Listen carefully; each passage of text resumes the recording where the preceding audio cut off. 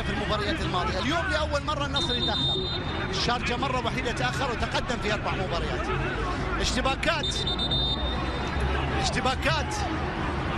تدرون هذه القمة زمان شو كانوا يسمونها؟ كانوا يسمونها القمة الهادئة. مو بنفس الوصل والنصر، مو بنفس العين والنصر، لا كانت هذه القمة هادئة دوم.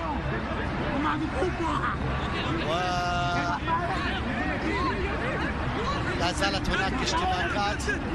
تيغالي ويلتون سواريز الهدافين، ويلتون سواريز وتيغالي، ارجنتيني وبرازيلي. عاد هذه الجنسيتين مهما تسبح بينهم انسى الموضوع. لا الارجنتيني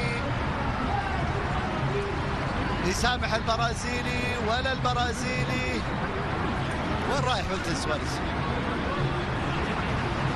وين ساير ابوي؟ مباراة بعدها في الملعب، وهذه بين كايو وتيغالي، وهذا بين لوان وتيغالي. تلايم البرازيل، انا وعيال عمي على الغريب، البرازيلية على الارجنتيني بروحه وحليله. بروحه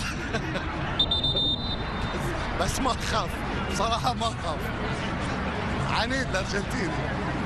وهذا اللاعب ولدنا يعقوب حصل له واحدة على الطائر. شيء خصه ايش فيك؟ عسى ما شاء الله. لماذا هذه الدموع؟ شو اللي صار؟ يعني تيغالي يتلقى البطاقة الصفراء. شو اللي صار؟ شو اللي حدث؟ شو اللي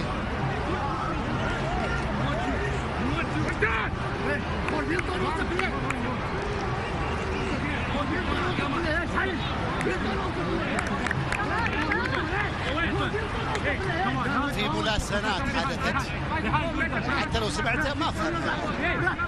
ان شاء الله المباراة بدت بروح رياضية، لكن واضح ان فيها احمر. اخر